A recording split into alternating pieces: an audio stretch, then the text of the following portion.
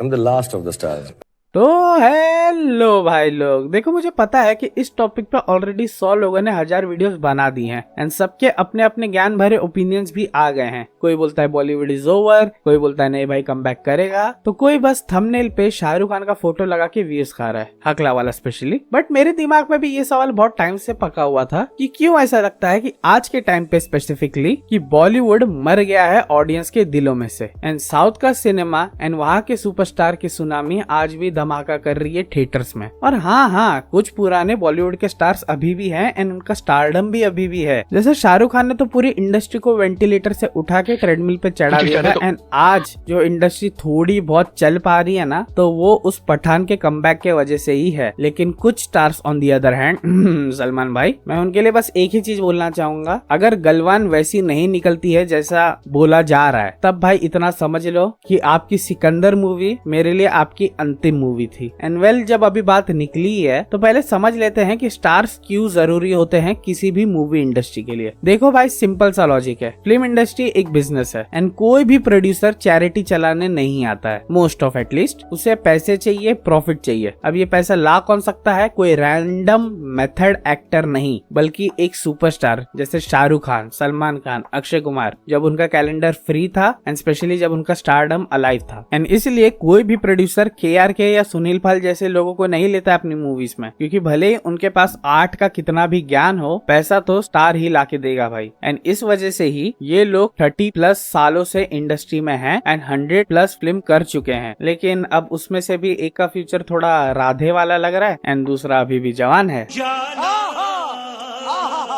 एक इंटरव्यू में director Diwakar Banerjee sir ने बोला था, स्टार की मूवीज बहुत ज्यादा इंपॉर्टेंट होती है, क्योंकि जब एक स्टार की मूवी कमाती है 100 करोड़, 150 करोड़, 500 करोड़, तभी जाके आर्ट हाउस फिल्म मेकर्स को भी फंडिंग मिलती है। एंड ये बिल्कुल सही बात है। बट प्रॉब्लम ये है कि अब स्टार की मूवीज भी स्ट्रगल कर रही है बॉक्स ऑफिस पे। देखो, रिसेंट टाइम्स में जितनी भी स्टार लेड फिल्म्स आई है ना, भले ही फिर वो बॉलीवुड से हो या साउथ से हो, उसने कुछ ऐसा आउटस्टैंडिंग माइंड ब्लोइंग बिजनेस नहीं किया है बॉक्स ऑफिस पे जैसा एक स्टार की मूवी को करना चाहिए। From Sikandar to Jolly LLB 3, Coolie, Thug Life, कुछ ने ठीक बिजनेस किया, कुछ ने एडवांस बुकिंग में एकदम धमाका मचा दिया। लेकिन धीरे धीरे ऑडियंस का इंटरेस्ट मर गया इन मूवीज से जब उन्होंने वर्ड ऑफ माउथ सुना। और थग लाइफ इसमें एक्सेप्शन है, क्योंकि भाई वो मूवी देखने कोई नहीं गया था एंड बहुत अच्छी बात है कोई नहीं गया था, हम चूतिए थे जो चले गए थे बस। लेकिन ऐसा क्यों है कि ऑडियंस का इंटरेस्ट स्टार से खत्म होता जा रहा है धीरे धीरे? वेल, उसका आंसर भी सिंपल है एंड वो है कंटेंट। लॉकडाउन के टाइम पर हर आदमी, चाहे वो मिडिल क्लास हो, चाहे वो उसका बेटा कोकोमेलन देखता हो, चाहे फिर वो आदमी पनवाड़ी हो एंड उसका बेटा छोटा भीम देखता हो, या फिर एक मोटा हाथी घूमने चला ये देखता हो, सब ने OTT का चस्का दबा के लगाया था, क्योंकि जियो ने डेटा फ्री कर दिया था एंड नेटफ्लिक्स ने दिमाग। एंड इससे हुआ क्या? देखो, जिसको CID एंड अदालत पसंद था, अब वो Breaking Bad, The Mentalist and Prison Break जैसे शोज देख रहा था। जिसको बालवीर पसंद था, अब वो स्ट्रेंजर थिंग्स और डार्क एंड रेजिंग डायन जैसे शोज देख रहा था। जिसको वांटेड में सलमान भाई का एक्शन एकदम वर्ल्ड क्लास लगा था, अब वो जॉन विक देख के बोल रहा था कि ओ भाई, ये होती है ना choreography. Squid Game and Money Heist इसका सबसे बड़ा एग्जांपल है। कोई भी फॉरेन शो की हाइप मैंने इंडिया में इतनी ज्यादा इससे पहले कभी नहीं देखी थी, कभी मतलब कभी भी नहीं, क्योंकि ऐसे टाइप के शोज ने, ऐसे टाइप के कंटेंट ने ऑडियंस का टेस्ट बहुत ज्यादा अपग्रेड कर दिया था। एंड मेनली लॉकडाउन ने लोगों को हंगरी कर दिया था, Hungary for good content. And जब उनकी भूख एकदम चरम सीमा पे थी, बॉलीवुड ने उन्हें क्या परोसा? राधे एंड सत्यमेव जयते 2। मतलब भाई, खाना मांग रहे हैं, तुम हाजबुल्ला की गोली क्यों पकड़ा रहे हो जो संडास से बना के दी है तुमने? ये साला हाजमे में भी काम नहीं आएगी। देखो, इतना ज्यादा हाई क्वालिटी कंटेंट देखने के बाद ऑडियंस के मन में ऐसा हो गया था कि अब हमें ऐसे टाइप का कंटेंट बड़े पर्दे पर देखना है एंड स्पेशली हमारी अपनी इंडस्ट्री से देखना है। एंड उससे भी ज्यादा मेन, हमारे अपने इंडस्ट्री के स्टार्स को ऐसे रिस्की रोल्स में देखना है। एंड यही बात बॉलीवुड समझ नहीं पा रहा था, लेकिन साउथ ने वक्त पे ही समझ लिया था, या फिर पहले से समझा हुआ था। पहले उस पे बाद में आएंगे, पहले तुम ये देख लो, इन ईयर 2021 बॉलीवुड ने हमें क्या क्या दिया था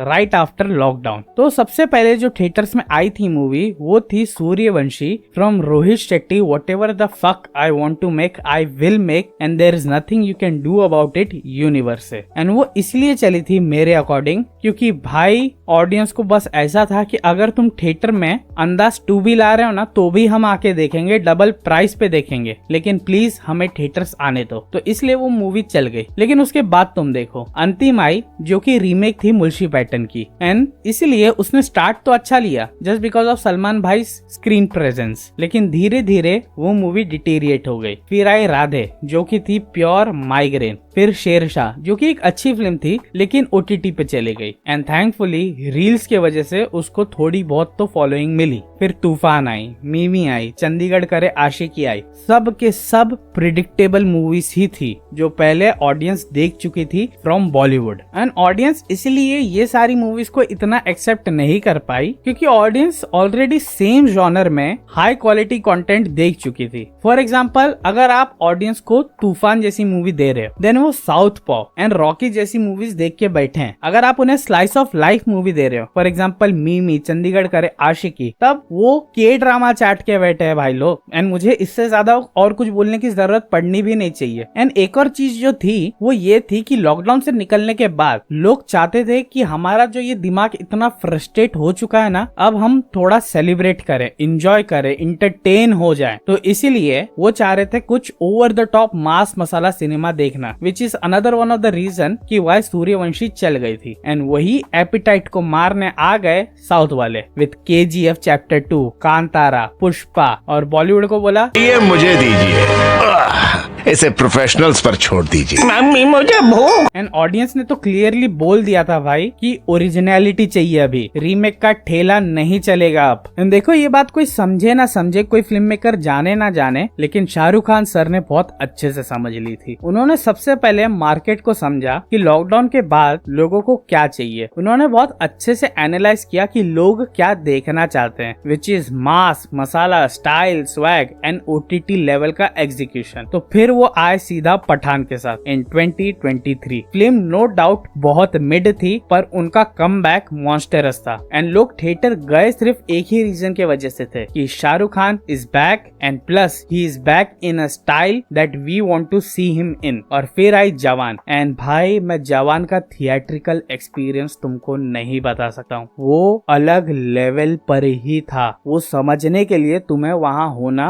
बहुत जरूरी था। It was a cold play concert on steroids, इतना समझ लो। एंड शाहरुख खान सर ने बस 3 चीजों पे ध्यान दिया एंड उन्हें बहुत सही तरीके से एग्जीक्यूट किया। सबसे पहले उन्होंने ऑडियंस का टेस्ट समझा एंड उस हिसाब से उन्होंने मूवी की, एंड जिस हिसाब से वो मूवी कर रहे थे फिर उसके हिसाब से अपने आप को पूरा ढाल लिया। एंड सबसे बड़ा एंड सबसे मेन जो एक स्टार को बनाता है वो ये है कि उन्होंने अपना अवेलेबिलिटी फैक्टर पूरा निकाल ही दिया, जो कि नए जनरेशन के एक्टर्स एंड न्यू कमर्स कतई नहीं कर पा रहे। भाई ये लोग हर जगह दिखते हैं, कोई पॉडकास्ट पे, कोई पॉडकास्ट से कटी हुई रील पे, कोई इन्फ्लुएंसर के साथ रील में। पब्लिक अपने रिश्तेदारों से या अपने घर वालों को इतना नहीं देखती है जितना इन एक्टर्स को देखती है इंस्टाग्राम रील्स पे। स्टार का चार्म उसके मिस्ट्री में होता है। शाहरुख खान को अभी तक लोग जानना चाहते हैं कि वो क्या सोचते हैं, कि वो क्या खाते हैं, वो फ्री टाइम में क्या करते हैं, लेकिन ये सारी चीजें आज तक मिस्ट्री हैं। लेकिन नए लोग सब दिखा देंगे, ये देखो हमारा खाना, ये देखो हमारा जिम, ये देखो हमारी हार्ट ब्रेक स्टोरी, ये देखो हमारा पेट डॉग का बर्थडे। एंड सबसे बड़ा, किसी के पास भी कोई यूनिक फैक्टर है ही नहीं। पहले के जितने भी स्टार्स होते थे उन सबका अपना एक यूनिक स्टाइल होता था, या एक यूनिक डायलॉग होता था, या फिर एक ऐसा एटीट्यूड होता था जो लोग कॉपी करते थे। अब के टाइम में आज के एक्टर्स में, न्यू कमर्स एक्टर्स में, एंड जो जिम में मैं जाता हूँ ना वहाँ पर एक स्टड बंदे में कोई फर्क नहीं दिखता है मुझे। तो मैं क्यों मानूं तुमको स्टार जब मैं तुम्हारे जैसे आदमी को ही अपने जिम में देख ले रहा हूँ। एंड यही चीज का शिकार अक्षय कुमार सर भी हुए हैं। वो इतने विजिबल हो गए हैं कि लोगों को उनका नाम सुनते ही समझ में आ जाता है, अरे ये कल भी तो आया था थिएटर्स में। एक न्यू बॉर्न बच्चे को जितना मुंह तो नहीं आता है ना पानी पीने के बाद, उससे ज्यादा अक्षय कुमार सर की मूवीज आती है थिएटर में। हर हफ्ते कोई ना कोई मूवी लग रही है उनकी थिएटर्स में, या हर हफ्ते कोई ना कोई मूवी अनाउंस हो रही है उनके थिएटर में। क्या स्पेशल बचा है आपके रिलीज के बारे में? इन्फ्लुएंसर से ज्यादा तो आप दिखने लगे हो अभी। एंड फिर उसके बाद सलमान खान भाई देखो, मुझे ये बात बोलनी तो नहीं चाहिए क्योंकि मैं गलवान के लिए अभी भी एक्साइटेड हूँ थोड़ा बहुत, एंड होप लग रही है उस मूवी से। लेकिन अगर सलमान सलमान भाई को मैं सिर्फ किसी का भाई किसी की जान, राधे एंड सिकंदर से जज करूँ ना, तो मैं इतना ही बोलूंगा कि ऐसा लगता है उनको देख के कि वो एहसान कर रहे हैं अपने फैंस पे एंड ऑडियंस पे कि आ गया हूँ मैं थिएटर में, आने का आओ नहीं तो चाम उदाओ। कोई इंटरेस्ट नहीं लगता है, कुछ बोलने में इंटरेस्ट नहीं लगता है, कुछ करने में इंटरेस्ट नहीं लगता है, आधे से ज्यादा चीज स्टंट डबल से कराई जाती है। एंड अब लोग भी ये बात समझ गए हैं, सिकंदर से तो स्पेशली समझ गए हैं भाई, स्पेशली समझ गए हैं। एंड सिकंदर से लोग इतना ज्यादा डिसअपॉइंट होते नहीं, लेकिन उससे पहले जो शाहरुख खान ने जवान में कर दिया था ना, लोग छोड़ो, फैंस आपके सलमान भाई आपसे वैसा कुछ एक्सपेक्ट कर रहे थे, लेकिन आप क्या किए? आ रहा हूँ मैं, अरे तू जा रही। एंड उसके बाद आप बस आए हो कि ये कुछ नहीं हो, बस सेट पे आके खड़े हुए हो आप और कुछ नहीं किए। फिल्म में क्लियरली विजिबल है वो। एंड मैं क्या बोलूं सलमान भाई के बारे में, और जो AR मुरुगदास ने नहीं बोल दिया एंड जो अनुभव कश्यप नहीं बोल रहा है। वैसे तो उस पिटले की बात पे विश्वास नहीं है क्योंकि उसका भाई भी सेम डिफेक्टिव माइंड का लगता है मुझे, तो लेट इट बी। और यही one of the main reason है कि वाई साउथ के स्टार्स अभी भी चल रहे हैं एंड थ्राइव कर रहे हैं, क्योंकि उनके फैंस उनको भगवान के लेवल पे चाहते हैं और मानते हैं। एंड वो स्टार्स भी अपने फैंस को सेम लेवल पे वैल्यू देते हैं। Well sometimes. एंड मैं जब साउथ इंडिया में था ना, हाँ मैंने थोड़ा टाइम साउथ इंडिया में स्पेंड किया है, specifically in Karnataka and Andhra Pradesh. तब मैंने एक चीज जानी है कि South Indian people specifically in Karnataka and Andhra Pradesh, क्योंकि मैंने केरला में एंड तमिलनाडु में टाइम स्पेंड नहीं किया है, मैंने एक बात जानी है कि they are very emotional towards anything और एवरीथिंग, एंड स्पेशली अपने स्टार्स को लेके तो और भी ज्यादा। क्योंकि जब मैं कर्नाटका में था, कोई एक ऐसा ऑटो नहीं था, कोई एक ऐसी शॉप नहीं थी, अरे ऑटो या शॉप छोड़ो, कोई एक ऐसा इलेक्ट्रिक पोल भी नहीं था जहाँ पर डॉक्टर पुनीत राजकुमार सर का फोटो नहीं था। मैं जब हैदराबाद में था एक स्टूडियो में कोई तो फ्रीलांस काम के लिए, वहाँ पर मेरे कुछ दोस्त लोग भी थे जो नए नए बने थे, एंड वहाँ पर मैंने मस्ती मस्ती में अल्लू अर्जुन को कुछ तो बोल दिया था, एंड भाई मुझे लिटरली सीरियसली मार पड़ी है। वो लोग मजाक में नहीं मार रहे थे, वो लोग सच में मुझे लिटरली मार रहे थे। ज्यादा नहीं मारा, लेकिन तभी भी बहुत मारा, बाल पकड़ के, दाढ़ी पकड़ के, जैसे चाह मारा। तुम सोचो कि South Indian fans are very emotional and loyals, and उनके लिए उनके स्टार्स भगवान है, भले ही कुछ उनको भगवान के पास भेज ही क्यों ना दे। लेकिन क्या बस यही सब रीजन है बॉलीवुड के डाउनफॉल का? वेल तो नहीं, एक और रीजन है, वो है ओरिजिनलिटी का फर्क। देखो बॉलीवुड को एक बहुत गंदी बीमारी है from the very start, and वो है रीमेक आइटिस। तुम स्पाई यूनिवर्स को ही देख लो, हर फिल्म का फॉर्मूला वैसे तो सेम ही है, सेम स्लो मोशन वाली एंट्री, बस हीरो अलग, ये सब अलग। लेकिन वैसे भी पूरा स्पाई यूनिवर्स तुम्हें एकदम गंदा विजन देगा और Fast and Furious, Hobbs and Shaw, Mission Impossible, ये सारी सीरीज का। जब तुम कॉपी करोगे तो यूनिक कैसे लगोगे? ना तुम कुछ यूनिक गैजेट डाल रहे हो, ना ही तुम कुछ यूनिक लोकेशन ले रहे हो। तुम लोकेशन भी सेम ले रहे हो जो फास्ट एंड फ्यूरियस में यूज की गई है, मिशन इम्पॉसिबल में यूज की गई है। तो ऑडियंस को चाहिए कुछ नया, रियल एंड हटके, एंड इसीलिए वो साउथ इंडियन इंडस्ट्री से इतना ज्यादा लगाव में पड़ रहे हैं, क्योंकि भले ही वो ओवर द टॉप क्यों ना हो, उनका प्रेजेंटेशन जेन्युइन लगता है। एंड इसीलिए movies like Baahubali, KGF, RRR, Kantara, Vikram, Leo सब ब्लॉकबस्टर हुई हैं, क्योंकि वो अपनी ओरिजिनलिटी से खड़े हैं एंड उस पे खरे उतरे भी हैं, कुछ कॉपी नहीं है उसमें। एंड वहीं पर बॉलीवुड क्या कर रहा है? सेम भाई, भोसड़ा 4, परम सुंदरी, सनी संस्कारी की तुलसी कुमारी, ये सब वाली नॉनसेंस चल रही है। एंड एक बात मुझे बताओ, जो इन मूवीज में एक्टर्स काम कर रहे हैं वो तो है चलो नेपो किड्स, एंड उनको तुम स्टार्स बनाना चाह रहे हो, तुम उन्हें ऐसी क्रिंज कंटेंट के साथ स्टार कैसे बनाओगे? Which brings me to my next point, future of stardom. अभी बॉलीवुड में एक ही स्टार बचा है, विच इज शाहरुख खान,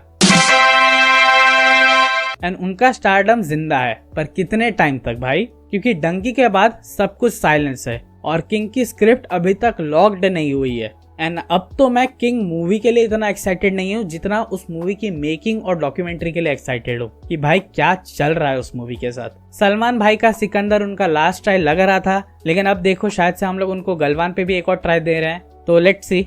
अक्षय कुमार भाई को तो ब्रेक लेना चाहिए, लेकिन पर शायद से वो नेक्स्ट फ्राइडे फिर से आ रहे, पता नहीं कौन सी मूवी से, तो देखना पड़ेगा वो। एंड ये सब चीज से अब समझने वाली बात ये है कि content is the real king now. अगर आपकी स्क्रिप्ट स्ट्रांग नहीं है, आइडिया फ्रेश नहीं है, तो चाहे आप 500 करोड़ ही क्यों ना डाल दो, वैसे तो पता नहीं कहाँ डालते हो तुम लोग, जब 125 करोड़ में साला कांतारा चैप्टर 1 बन के निकलती है। ऑडियंस रिजेक्ट ही करेगी, क्योंकि ऑडियंस का टेस्ट इतना इवॉल्व हो गया है कि अब उनको एवरेज भी नहीं चाहिए, उन्हें चाहिए best of the best of the best. और अपने स्टार्स को भी वो परफॉर्मेंस के थ्रू शाइन करते हुए देखना चाहते हैं, ना ही सिर्फ स्लो मोशन में एंट्री लेते हुए। अगर बॉलीवुड अगले 5 से 4 सालों में समझा नहीं इस बात को, तो फिर हम सबको दीक्षा दीदी का ये वीडियो देखना पड़ेगा कि बॉलीवुड खत्म हो गया। तो बस भाई लोग, आज के लिए इतना ही। मुझे जेन्युइनली ये टॉपिक डिस्कस करना था, क्योंकि ये बस बॉलीवुड का इशू नहीं है, ये हमारा सिनेमैटिक इमोशन का भी इशू है जो कोई समझ नहीं पा रहा है। तो अगर आपको ये वीडियो पसंद आई है तो लाइक शेयर एंड सब्सक्राइब करो यार। मैं कितने टाइम से बोल रहा हूँ तुम लोग को कि प्लीज प्लीज प्लीज 500 कर दो, 500 कर दो। इधर टी शर्ट पे भी लिखा है 500 कर दो। देखने तो एक बार मेरा चैनल पे भाई कितना ओह माय गॉड, हो गए 500। ओह माय गॉड 500 हो गए, अरे बाप रे हो गए 500। अच्छा ठीक है, चलेगा। मेरी नेक्स्ट वीडियो में मिलते हैं एक सरप्राइज वाली। This is GTR signing out. 500 या VFX स्टूडियोज के पास जो सिर्फ थूक पट्टी का काम करना जानते हैं पूरी तरह। ये अपने क्लाइंट को बोल तो देते हैं कि हम आपको इतने टाइम में आपको फाइनल आउटपुट दे देंगे विद डिजायर्ड रिजल्ट, लेकिन इन रियलिटी ये हमेशा डेडलाइन के आगे ही जाते हैं एंड डिजायर्ड रिजल्ट कभी भी नहीं दे पाते हैं। बट ऐसा क्यों होता है? जब डीनेक जैसे स्टूडियोज के पास काम जाता है ना कोई भी मूवी का, देन वो सारी चीजें from character design to environment, हर एक एलिमेंट को स्क्रैच से स्टार्ट करते हैं। पहले उसका कॉन्सेप्ट आर्ट बनेगा, फिर उसका लेआउट डिसाइड होगा, वगैरह वगैरह। एंड अगर एग्जांपल के तौर पे मैं आपको समझाऊं तो ये शॉट देखो आप, ये ब्रह्मास्त्र का शॉट है जो मैंने बनाया है जब मैं वहां काम करता था। नाउ ये शॉट हार्डली 3 से 4 सेकंड का भी नहीं होगा, बट ये फाइनल आउटपुट तक आने के लिए हमने टोटल 34 to 36 वर्जन बनाए थे, जहां हमने पहले कलर डिसाइड किया, फिर क्लाउड डिसाइड किए, क्लाउड का पैटर्न